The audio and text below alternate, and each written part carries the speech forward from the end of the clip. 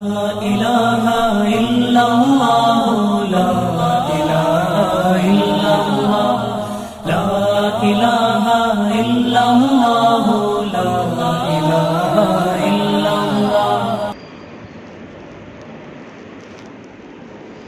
السلام عليكم ورحمة الله وبركاته. الحمد لله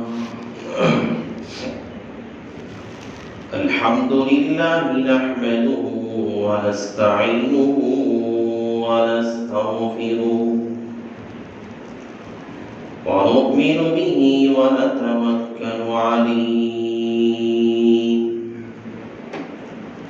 ونعوذ بالله من شرور أنفسنا ومن سيئات أعمالنا.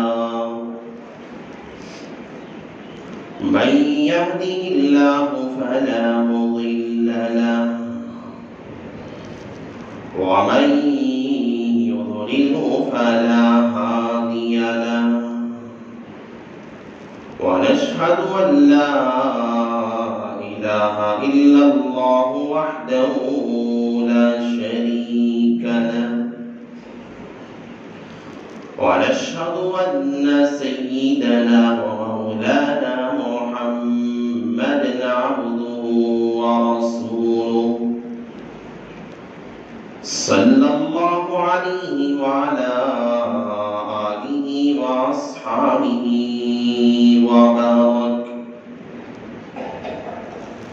وبارك وسلم تسليما كثيرا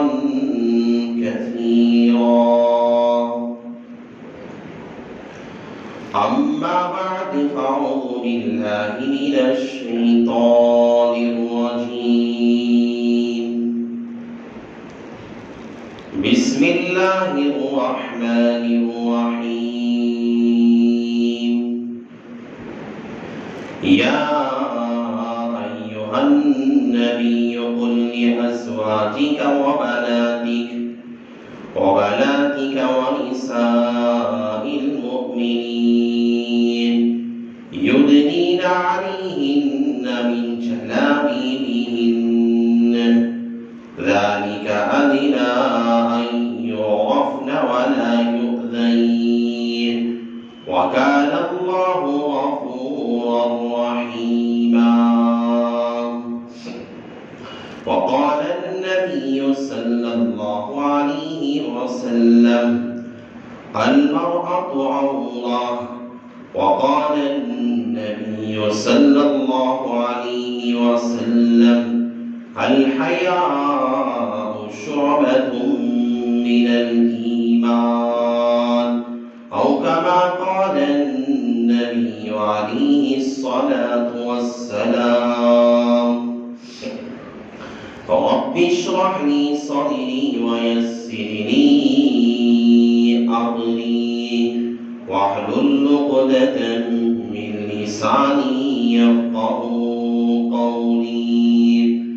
اللهم صل على سيدنا مولانا محمد في أول كلامنا. اللهم صل على سيدنا مولانا محمد في أوسط كلامنا. اللهم صل على سيدنا مولانا محمد في آخر كلامنا.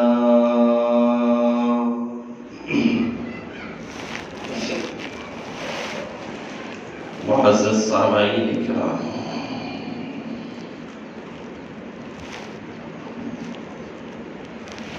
میرے بھائیوں، نوجوان بزرگوں، دوستوں،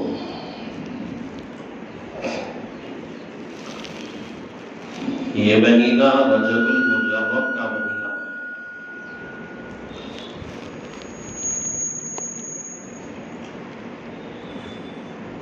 لیکن نبی علیہ السلام نے ہمیں دعا سکھائی، اللہم بارک لنا فی رجب و شعبان وبلغنا رمضان۔ اللہ تعالیٰ بھی ہماری اس مہینے میں برکت دے اور ہم سب کو رمضان کا پانے والا بنا ہے۔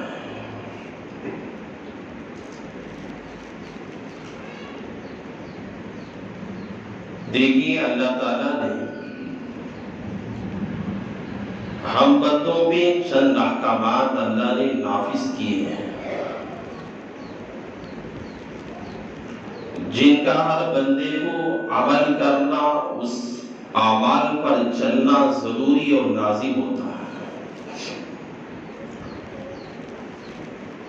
اور اس کے خلاف کرنے پر اللہ کے یہاں پکڑ کی جاتی ہے، بندہ گنہگار کہلاتا ہے۔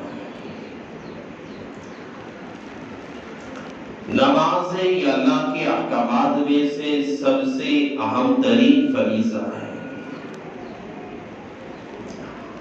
بندہ ترک نماز کرے گا، نماز کو چھوڑے گا، اللہ کے یہاں گنہگار کہلائے گا، اللہ کے یہاں پکڑ کی جائے گی۔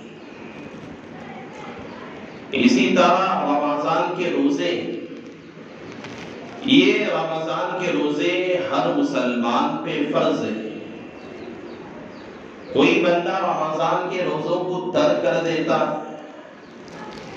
اللہ کی عدالت میں مجرم کہلائے گا، مجرم ٹھہرایا جائے گا۔ صاحب استطاعت والا ہے، مالدار ہے، زکوٰۃ اس بھی مال پہ فرض ہوتی ہے، آدمی زکوٰۃ ادا نہیں کرے گا، اللہ کے یہاں وہ مجرم کہا جائے گا، اس کی پکڑ کی جائے گی۔ اور طاقت اور صلاحیت، مال اور استطاعت رکھنے والے پہ زندگی میں ایک مرتبہ حج بیت اللہ ہے۔ اگر بندہ اس عمل کو نہیں کرے گا، اس حکم پہ عمل پیرا نہیں ہوگا،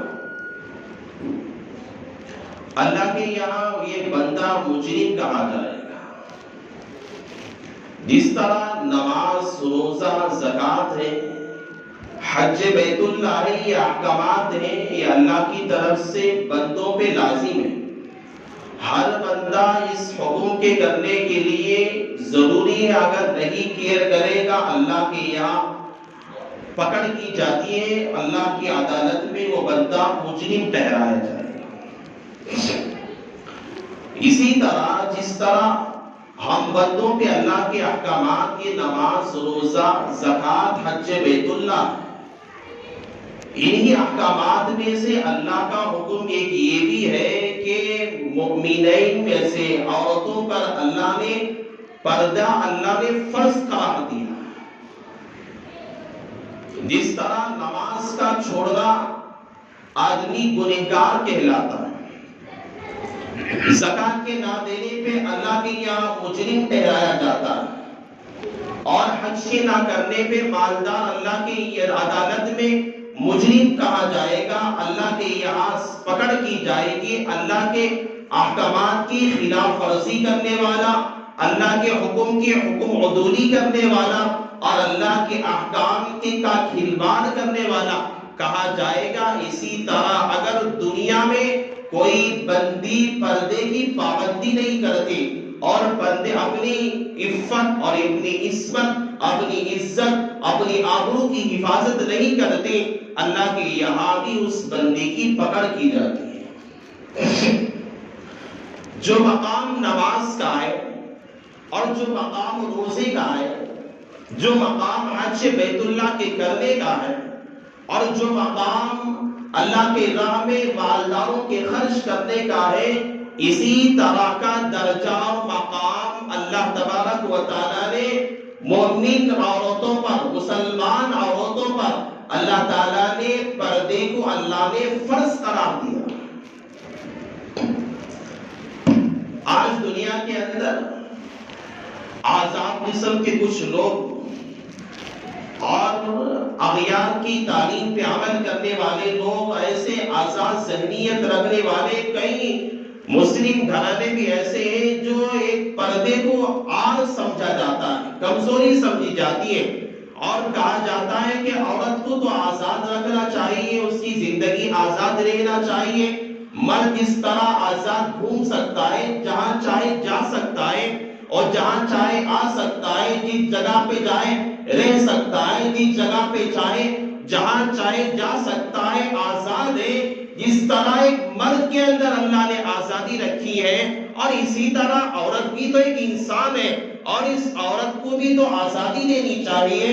جس طرح مرد ہر جگہ پہ بغیر کسی نقاب کے، بغیر کسی اسکارف کے، بغیر کسی برقعے کے، بغیر کسی پردے کے بالمشافہ جا سکتا ہے، تو آزاد ذہنیت رکھنے والے اور آزاد کلچر اپنانے والے اور آزاد ذہنیت پہ عمل کرنے والے، اغیار کے طریقوں پہ عمل کرنے والے لوگ یہ کہتے ہیں کہ عورت کو بھی آزادی ہونی چاہیے۔ جس طرح دیگر ممالک کے اندر عورت کو آزادی ہے، جہاں چاہے جا سکتی ہے، جہاں چاہے آ سکتی ہے، جیسے چاہے کپڑے زیب تن کر سکتی ہے، جیسے چاہے کپڑے پہن سکتی ہے اور جیسے چاہے اپنی زندگی گزار سکتی ہے۔ آزاد قسم کی ذہنیت رکھنے والے یہی کہتے ہیں کہ عورت کو بھی آزادی مرد کی طرح دینی چاہیے۔ ارے وہ بھی تو انسان ہے، یہ بھی انسان ہے، ہم انسانوں کے درمیان فرق کر رہے ہیں۔ ایک ایسی عدل کی باتیں، کہاں سے انصاف کی باتیں؟ ایسی باتیں آج ہمارے بھی بددین گھروں کے اندر، جن گھروں کے اندر دینداری نہیں ہے، جو لوگ دین سے بہت دور ہیں اور جہاں دین کا نام و نشان مٹ چکا ہے، جہاں نام بس مسلمانوں کے رکھے جاتے ہیں، جہاں بس نام مسلمانوں کا ہے، خاندان مسلمانوں کا ہے، خاندان مسلم گھروں کا ہے، ایسے گھروں کے اندر بھی آج حالات ایسے ہیں۔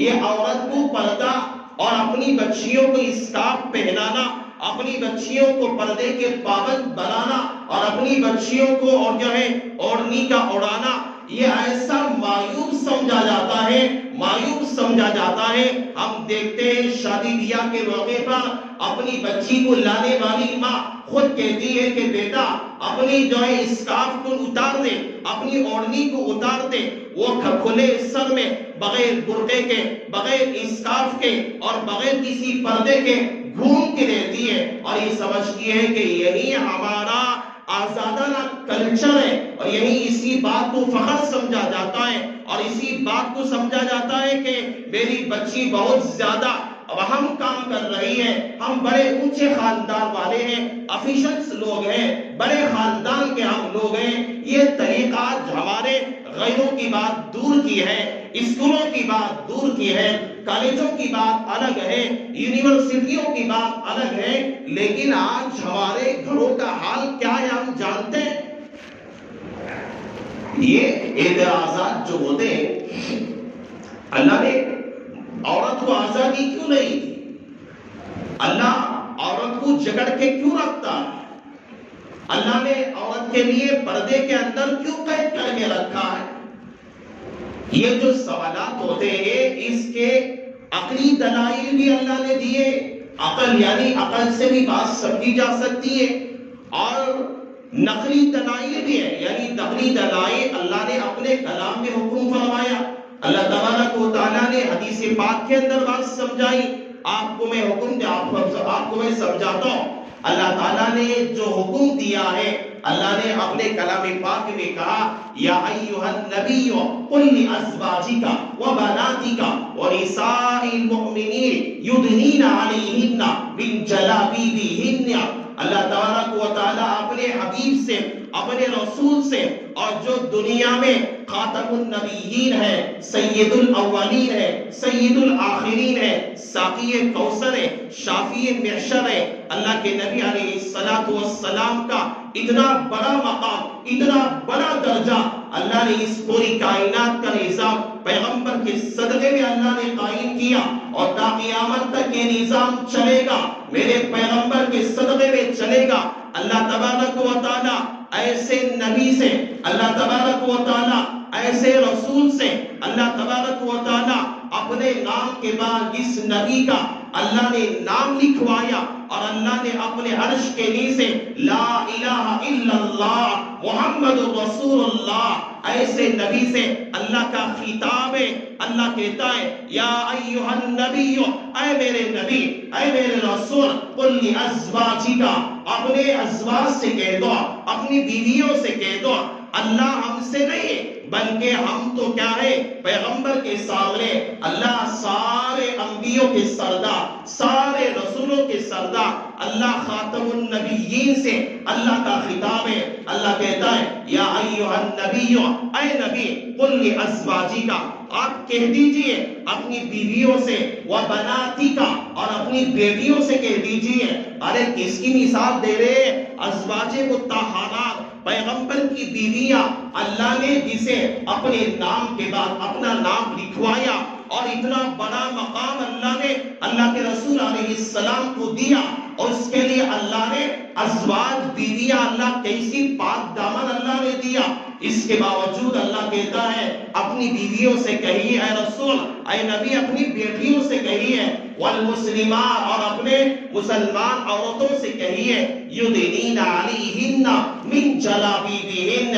اللہ کہتا ہے کہ اے نبی آپ تمام اپنے ازواج، اپنی بیٹیوں سے، تمام مسلم عورتوں کو حکم دیجئے اپنے چہرے پہ پردہ ڈالا کریں، اپنے چہرے کو ڈھکا کریں، اس لیے کہ اللہ تعالیٰ اسے پسند کرتا ہے. فإن اللہ کا غفور الرحیم، اللہ تعالیٰ زیادہ بخشنے والا، اللہ رحم کرنے والا ہے. اللہ تعالیٰ اسی طرح دوسری آیتوں میں کہتا ہے کہ من جلابیبہن وقل للمؤمنات یغضضن من ابصارہن ویحفظن فروجہن. اللہ کہتا ہے مومن مردوں سے، مومن عورتوں سے کہتا ہے اپنی نگاہوں کو نیچے رکھو، اپنی شرمگاہوں کی حفاظت کیا کرو، یہ تمہارے لیے بہتر ہے. اللہ کا کلام یہ کہتا ہے کہ مومن عورتوں کے لیے اور ازواج مطہرات کے لیے، تمام مومن ماؤں کے لیے، ہماری تمام بچیوں کے لیے اللہ کا یہ خطاب ہے کہ پردے کے ساتھ رہا کریں. اگر پردے کے ساتھ نہیں رہیں گے اللہ کے یہاں مجرم ٹھہرائی جاؤ گی. یہ بات سمجھنے کی ہے. آپ سوچ رہے ہوں گے پردے کی بات ہے، ہم مردوں میں کیا بات ہوگی پردے کی؟ حضرت حکیم الامت مجدد ملت حضرت مولانا اشرف علی تھانوی نور اللہ مرقدہ فرمایا کرتے تھے کہ پردے کا بیان مردوں میں کرنا چاہیے، پردے کا بیان مردوں میں کرنا چاہیے اور داڑھی کا بیان عورتوں میں کرنا چاہیے، کیونکہ بات سمجھانے میں آسانی ہوتی. اگر پردے کا بیان مردوں میں کریں گے، جمعہ کے خطابات میں کریں گے، پردے کا بیان اجتماعات میں کریں گے، پردے کا بیان جو ہے عام اجلاسوں میں مردوں کے سامنے کیا جائے گا. مجدد ملت حضرت فقیر امہ حضرت مولانا اشرف علی تھانوی رحمۃ اللہ علیہ کہتے ہیں اس سے فائدہ یہ ہوگا کہ مرد اپنی عورتوں کو کنٹرول میں رکھے گا. مرد گھر کے گھر میں جا کر اپنی بچی جو بغیر اسکارف کے، بغیر پردے کے، بغیر اوڑھنی کے گھومتی رہتی ہے، اس بچی کو کنٹرول کرے گا، احتیاط میں رکھے گا. اس لیے حضرت فقیر و حضرت حکیم الامت نے کہا کہ پردے کا بیان مردوں میں کیا جائے. اور داڑھی کا ہے، داڑھی کا بیان مستورات کی مجالس میں کرے، بنات کے مجالس میں کرے، اور مستورات کے مدارس میں کرے اور مستورات کی مجالس میں کیا جائے. وجہ اس کی یہ ہے جب عورتوں کو داڑھی کی فضیلت بتائی جائے گی، یہ اپنے شوہر پہ جو ہے بار بار کہے گی کہ آپ داڑھی رکھو، آپ کا چہرہ اچھا لگے گا. حضرت فقیر امت حضرت حکیم الامت کہتے ہیں اس سے فائدہ اور داڑھی کا بیان عورتوں میں کرنا اور پردے کا بیان مستورات کے اندر، پردے کا بیان مردوں میں کرنا، اس سے فائدہ بہت زیادہ ہوتا ہے. برعکس کرنا چاہیے. تو اللہ تعالیٰ نے ہم مومنوں کو، مومنات کے لیے اللہ کا ایک تو یہ حکم ہے، اللہ تعالیٰ کے یہاں پردے کی پابندی کرنا یہ عبادت ہے. پردے کی پابندی کرنا یہ عبادت ہے. جس طرح بندہ نماز پڑھنے پر، جس طرح بندی کو روزے کے رکھنے پر، جس طرح ایک بندی کو رمضان کے اندر بھوکی پیاسی رہنے پر، اور جس طرح نماز کی ادائیگی کے اندر فجر کے وقت میں ٹھنڈ میں اٹھ کر ٹھنڈے پانی سے وضو کر کے مصلی بچھا کر اللہ کے دربار میں رونے پہ جو ثواب دیا جاتا ہے، خدا کی قسم تیرا دوپٹہ اوڑھے کر اللہ تجھے ثواب عطا کرے۔ اللہ کے یہاں جس طرح اجر آدمی کی محنت سے کمایا ہوا مال لے کے اسے زکات میں ادا کرتا ہے، مال اپنے خون پسینے کی کمائی کا لے جا کر اللہ کا گھر کا طواف کرتا ہے، حج بیت اللہ کرتا ہے، اتنا بڑا ثواب کا کام ہے۔ اللہ کے نبی کہتے ہیں کہ جس طرح اللہ تعالیٰ حج بیت اللہ پہ بندے کو اس کے کعبۃ اللہ کا غلاف پکڑ کے اللہ کے سامنے کوئی بندہ روتا ہے، گڑ گڑاتا ہے، اللہ کے سامنے آوازاری کرتا ہے، تو اللہ تعالیٰ اپنی عصمت، اپنی عزت اور اپنی آبرو کی حفاظت کے کرنے پر اللہ تعالیٰ ایک عورت کو اسی طرح حج کا اللہ ثواب عطا کرتا ہے۔ اور حدیث پاک کے اندر اللہ کے رسول علیہ السلام نے ارشاد فرمایا المرأۃ عورہ، عورت کیا ہے؟ پردہ ہے، یہ کھلے عام گھومنے کی چیز نہیں ہے، اسے چھپا کے رکھنے کی چیز ہے۔ ایک بات مجھے یاد آ گئی، اپنے اکابرین میں سے نام میرے ذہن سے نکل رہا ہے، ہمارے ایک بزرگ ریل میں سفر کر رہے تھے، ایک انگریز ہے، جس طرح ہمارا انگریزی کلچر ہوتا ہے، جس طرح ہمارے اعتراضات ہوتے ہیں، اس کے ساتھ اس کی بیوی بھی ساتھ بیٹھی ہوئی تھی، اور حضرت سامنے بیٹھے ہوئے تھے۔ حضرت سے پوچھنے لگا مولوی صاحب، آپ کے یہاں جو اسلام کے اندر عورت کو جکڑا جاتا ہے، آزاد نہیں چھوڑا جاتا، تنگ کیا جاتا ہے، عورت کو پردے میں رکھا جاتا ہے، نقاب اوڑھا جاتا ہے، دیکھو میری بیوی ہے، انگریز تابازو بیٹھا ہوا، اس کی بیوی تھی، اسے آزاد ہے، جیسے چاہے گھوم سکتی ہے، آپ کے اسلام میں کیا ایسی باتیں ہیں جو ایک انسان کو بھی قید خانے کی طرح بند کر دیا جاتا ہے، کہیں جا نہیں سکتی، آ نہیں سکتی، آپ کا اسلام کیسا ہے؟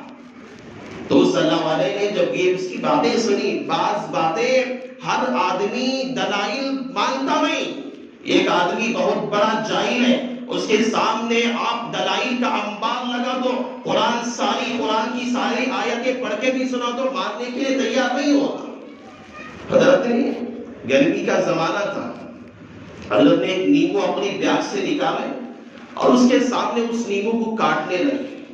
جب سامنے بیٹھا ہوا انگریز جب نیمبو کو حضرت گرمی کے زمانے میں کاٹ رہے تھے، اس کے زبان میں جو ہے پانی آنا، منہ میں پانی آنا شروع ہو گیا، تو حضرت نے کوئی دلیل، کوئی آیت، کوئی حدیث نہیں سمجھائی۔ حضرت نے کہا دیکھ بھائی، میں نے تیرے سامنے بس ایک نیمبو کو میں نے کاٹا اور اس کے اثرات تیرے منہ میں ہونے لگے۔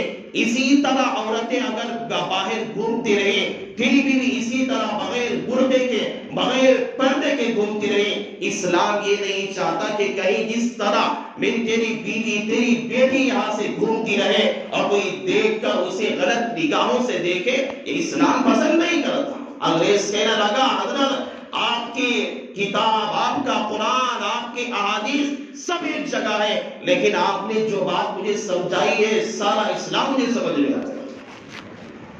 تو اللہ والوں کی مثالیں اپنی جگہ ہوتی ہے۔ تو اللہ کے رسول علیہ السلام نے کہا کہ عورت کیا ہوتی ہے؟ پردہ، اسے جو ہے سمجھا، اسے اندر رکھا جاتا ہے، اسے باہر گھومنے کی چیز نہیں ہے۔ اللہ کے رسول علیہ السلام نے کہا کہ جو عورت پردے کی پابندی کرتی ہے اور اپنی عزت کی پابندی کرتی ہے، حدیث پاک کے اندر بھی حضرت عائشہ صدیقہ رضی اللہ تعالیٰ کے بارے میں آتا ہے، حضرت عائشہ کے پاس چند عورتیں آئیں، حدیث میں آتا ہے شاید وہ عورتیں یا کپڑے باریک پہنی ہوئی تھی یا تنگ کپڑے پہنی ہوئی تھی یا چھوٹے کپڑے پہنی ہوئی تھی۔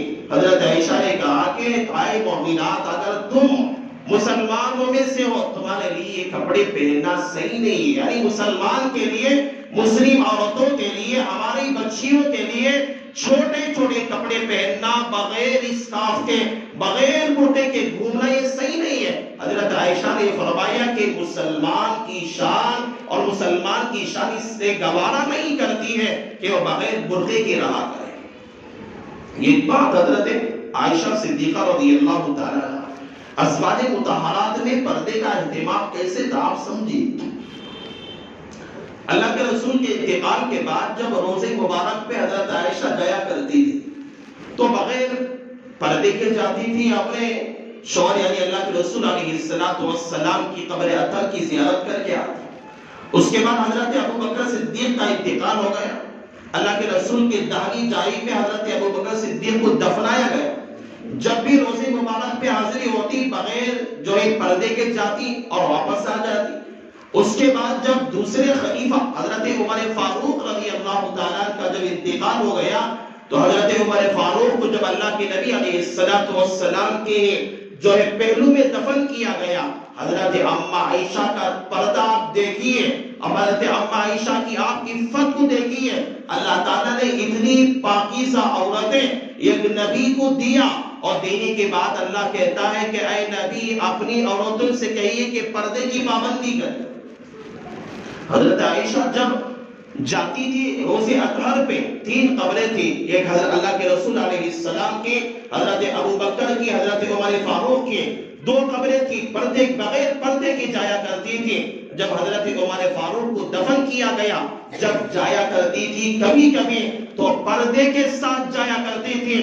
مستورات نے اس زمانے کی صحابیات نے پوچھا اے اماں عائشہ کیا وجہ ہے آپ قبر پہ اپنے باپ کی جاتے ہیں, آپ اپنے شوہر کی قبر پہ جاتی ہیں, آپ وہاں پردے کے ساتھ کیوں جاتی ہیں؟ پہلے تو بغیر پردے کے جایا کرتی تھی. اماں عائشہ نے کہا کہ اے مومنات وجہ یہ ہے کہ پہلے جب میں جایا کرتی تھی میرا شوہر وہاں پہ موجود تھا, اس کے بعد میرے والد کا انتقال ہو گیا, میں اپنی والد کی قبر پہ جایا کرتی تھی, اور جب تیسرا جو انتقال ہو گیا حضرت عمر فاروق کا, حضرت عمر فاروق وہاں پہ سو رہے ہیں, میں حضرت عمر فاروق سے پردہ کرنے کے لیے جاتی ہوں. ایک مردے سے اور قبر میں سونے والے اور مرد سے اماں عائشہ پردہ کر رہی ہے, یہاں پہ زندوں سے پردہ کرنے کے لیے تیار ہوئی. ایک تو بات ہے وقت کم ہے. دیکھیے ایک تو بات یہ ہمارے یہاں اسکولوں میں کالجوں میں جو احتجاجات پہ احتجاجات ہو رہے ہیں, ہماری بچیوں کو وہاں پہ اسکارف پہننے پہ پابندیاں ہیں. اللہ تعالیٰ جزائے خیر دے ان بچیوں کو جن بچیوں نے اپنا مظاہرہ کیا اپنی عصمت کے لیے, اپنی عزت کے لیے اور اپنے مستقبل کے لیے.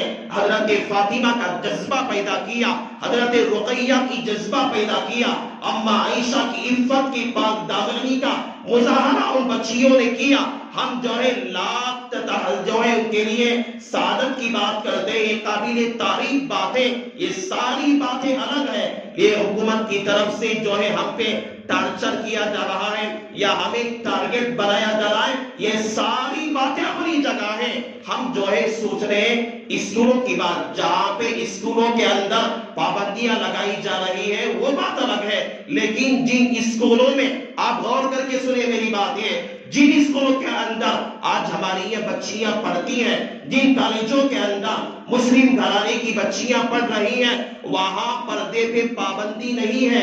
پردہ اوڑھ کے جا سکتی ہیں اور برقع اوڑھ کے جا سکتی ہیں. وہاں ہماری کتنی بچیاں پردے کے ساتھ جا رہی ہیں اور کتنی بچیاں نقاب پہن کے جا رہی ہیں. آپ غور کر کے بات آئے, ارے ہمیں پردہ یاد آ گیا, کسی غیر مسلم نے پابندی لگائی ہمیں پردہ یاد آ گیا. آج شادی بیلوں میں کہاں جاتا ہے پردہ؟ ارے سبولو, ارے آج تقریبات کے اندر ہمارا پردہ کہاں چلا جاتا ہے؟ آج تقریبات کے اندر, شادی بیلوں کے اندر, شادی بیاہ کے اندر ہمارا پردہ کہاں چلا جاتا ہے؟ بس اسکولوں میں پردہ ہمیں یاد آ گیا, کالجوں میں ہمارا پردہ ہمیں یاد آ گیا. وہ بات بالکل صحیح ہے, ہم اپنا مظاہرہ کریں گے, ہماری جان جب تک ہمارے جسم میں باقی ہے ہم اسلام پہ باقی رہیں گے, ہم اسلام کو کبھی چھوڑنے والے نہیں ہیں. لیکن ہماری کوتاہیاں کہاں ہیں غور کرنے کے لیے بات ہے. ہماری بچی شادی بیاہ کے اندر بغیر برقعے کے, بغیر اسکارف کے گھومتی رہتی ہے اور مردوں کے درمیان گھومتی رہتی ہے. ہماری بیویاں, ہماری مستورات گھومتی ہیں, کبھی ہمیں وہاں پردہ یاد نہیں آتا. ہماری کتنی اسکولوں میں ہم یہ بس سوچیں کہ دوسرے شہروں میں ہو رہا ہے, دوسرے گاؤں میں ہو رہا ہے, یہ ابھی قریب کے اندر 2-4 دن پہلے گنٹا پور، یہ ہمارے کرناٹک میں علاقہ ہے، وہاں پر بھی بہت ساری بچیوں کو کالج سے باہر نکال دیا گیا، اور آپ ویڈیو میں دیکھیے وہ بچیاں باہر اسکول کے کھڑے ہو کے کہہ رہی ہے کہ سار ہمارا مستقبل خراب ہو جائے گا، ہمارا مستقبل جو ہے خراب ہو جائے گا، ہماری تعلیم خراب ہو جائے گی، رو رہی ہے، گڑ گڑا رہی ہے، ان کے سامنے ہاتھ جوڑ رہی ہے۔ اللہ تعالیٰ جو ہے انقلاب ضرور لائے گا، اللہ ان بچیوں کے اندر جو انقلاب پیدا کر رہا ہے، انشاءاللہ اسلام آگے بڑھے گا، انقلاب ضرور پیدا ہوگا۔ اب ایسا نہ سمجھے کہ یہ دوسرے شہروں کے اندر ایسا نہیں، چند دن پہلے ہمارے شہر کی کالجز کے اندر بھی یہ مسئلہ ہوا، ہمارے شہر کی کالجوں میں ایسا مسئلہ ہوا ہے۔ ہمارے خود چامراج نگر کے اندر ایک کالج کے اندر ہماری مسلم بچی کو نقاب کے پہننے کی وجہ سے باہر کر دیا، پڑھانے والے نے باہر کر دیا، اس کے خلاف کارروائی کی گئی، ہمارے شہر میں بھی ہو رہا ہے۔ لیکن میں آپ کو سمجھانا یہ چاہتا ہوں، ہماری کوشش جس طرح جن اسکولوں کے اندر پابندی نہیں ہے وہاں پر بھی ہماری بچیوں کو نقاب ڈال کر بھیجیں۔ جونیئر کالج سے بچے ہماری آتی ہیں، نہ اوڑھنی صحیح سے اوڑھی ہوئی ہے، بڑی 15 سال کی بچی، 16 سال کی بچی، 17 سال کی بچی۔ جونیئر کالج کہاں ہے؟ مکہ محلہ کہاں ہے؟ جونیئر کالج کہاں ہے؟ اور جو ہے بڑی کالونی کہاں ہے؟ اور وہ جونیئر کالج کہاں ہے؟ اور جو ہے جامعہ محلہ کا، وہاں تک بغیر برقعے کے، بغیر اسکارف کے، بغیر اوڑھنی کے بچی آتی ہے۔ وہاں جونیئر کالج میں تمہیں کوئی پابندی نہیں ہے، یہاں دیگر اسکولوں کے اندر MOF ہے، MAT اسکول ہے، یہاں پہ پابندی نہیں ہے۔ ہماری بچیوں کو ہم بغیر برقعے کے بیچتے ہیں، اور جہاں پابندی لگ جاتی ہے ہم کھڑے ہو جاتے ہیں۔ ارے پہلے ہی سے ہم پابند بنائیں، ہماری بچیاں جہاں پڑھتی ہیں وہاں ہم بچیوں کو ہر جہاں اسکول میں بھیجیں، چاہے جون سے بھی اسکول ہماری کیوں نہ ہو جائے، وہاں بچیوں کو پردے کا، نقاب کے، برقعے کے پابند بنا کے بھیجا کریں۔ اور جو ہے اس کے علاوہ شادی بیاہوں کا مسئلہ ہے، تقریبات کا مسئلہ ہے، وہاں بھی اپنی بسرات اپنی بچیوں کو پردے کا پابند بنائیں، تبھی انقلاب آ سکتا ہے۔ ایک طرف غلطیوں پہ غلطیاں اور ایک طرف ہمارے نعرے پہ نعرے، ایک پر کوششیں ہو رہی ہیں، یہ کامیابی ہونا مشکل ہو جاتا ہے۔ دونوں طرف ہم برابر ہونا چاہیے۔ اس لیے میں آپ سے میری درخواست ہے، جو باتیں اللہ تعالیٰ نے آپ مجھ سے کہلوائی ہیں اس پہ عمل کریں۔ ایک صحابیت کا واقعہ ہے، بلا کے اپنی بات ختم کر دیتا ہوں۔ یہ صحابیہ ہے حضرت ام خلاد رضی اللہ تعالیٰ عنہ، یہ صحابیہ ہے، ان کے بیٹے کا انتقال ہو گیا۔ حضرت خلاد ابن سوید رضی اللہ تعالیٰ، یہ بنو قریظہ کی عورت نے اوپر بڑی عمارت سے اوپر سے ڈھکیلا اور اوپر سے بڑی چٹان لاد کے اسے شہید کر دیا۔ جب انتقال ہو گیا، ایک صحابی انصاری صحابی تھے حضرت خلاد ابن سوید رضی اللہ تعالیٰ، اوپر سے ڈھکل کی چپڑی لاد کر انہیں شہید کر دیا۔ جب ان کی ماں کو پتا چلا، دیکھیں پردے کی پابندی جب عورت کے اندر آتی ہے، جہاں بھی چلی جائے اپنی عزت اپنی عفت کی حفاظت عورت ضرور کیا کرتی۔ حضرت ام خلاد صحابیہ کی، اس صحابی کی ماں کو معلوم ہوا کہ ایسا آپ کے بیٹے کو فلاں عورت نے شہید کروا دیا ہے، اور ایسے دردناک طریقے پہ چپڑی بڑا پتھر لاد کر اور اوپر بڑی عمارت سے ڈھکیل کے انہیں شہید کروایا۔ جب ماں کو پتا چلا، ساری عورتیں محلے کی رہنے والی صحابیہ سب دوڑتے ہوئے آئیں اور دیکھنے لگی، جس طرح کہ ہمارے یہاں بھی ہم دیکھا کرتے۔ تو جب ماں کو پتا چلا، ماں جو ہے نہ دوڑتی ہوئی آئی، سب سے پہلے اپنا جو ہے چادر اٹھائی، اپنے جسم کو پردہ کی، اپنے چہرے کا پردہ کی، اپنے سارے جسم کا پردہ کی، اور بعد میں اطمینان سے آئی۔ جب آ رہی تھی، عورتوں نے پوچھا، اے ام خلاد کیا عورت ہے؟ ارے کیا جذبات ہیں؟ تیرے بیٹے کو تو فلاں عورت نے چپڑی لاد کے شہید کر دیا، اوپر سے ڈھکیل کے مار دیا، اور تو آ رہی ہے آرام سے اپنے جسم کو ڈھانکتے ہوئے، اپنے پردے کو ڈھانکتے ہوئے، اپنی جسم کو جو ہے چھپاتے ہوئے آ رہی ہے، کیسی عورت ہے؟ عورتیں نے اسے آگ دلایا، شرم دلائی، کیسی عورت ہے؟ اس ام خلاد صحابیہ نے جو الفاظ کہے ہیں خدا کی قسم آج بھی حدیث کی کتابوں کے اندر ان الفاظ کو محفوظ کر کے رکھے ہیں. اس صحابیہ نے ام خلاد نے تمام عورتوں سے مخاطب ہو کے کہا اے تمام عورتیں یہ بات میری کان کھول کے سنیں کہ ان ازیا ابنی میرا بیٹا مرا ہوا ہے, میرا بیٹا مرا ہوا ہے. فلن ازائی احیائی میری حیا مری ہوئی نہیں ہے, میری حیا ابھی بھی زندگی ہے, میری حیا ابھی بھی زندگی, میرا بیٹا مرا ہے, بیٹا مرنے پر بھی اپنی حیا کو قربان نہیں کر سکتی. یہ صحابیہ کی تاریخ ہے. اپنی بچیوں کی حفاظت کرے, اللہ تمام بچیوں کو کی عزت کے, اللہ عفت کے اللہ حفاظت کرے, اللہ پوری امت مسلمہ کی جان مال کی عزت کی اللہ حفاظت فرمائے. اور اسی طرح اسی ورم کے اندر بہت ساری جگہوں پہ پروگرامات مستورات کے ہو رہے ہیں, وہاں پر بھی اپنی مستورات کو بھیجنے کی کوشش کریں. میں اللہ سے دعا کرتا ہوں اللہ تعالیٰ نے جو باتیں آج اللہ نے مجھ سے کہلوائی ہے, اللہ تعالیٰ سب سے پہلے اللہ مجھے عمل کی توفیق عطا فرمائے. اللہ تمام لوگوں کو بھی اور سننے والی تمام مستورات کو بھی اللہ عمل صالح کی توفیق نصیب فرمائے. آمین. وآخر الدعوانا الحمدللہ رب العالمین.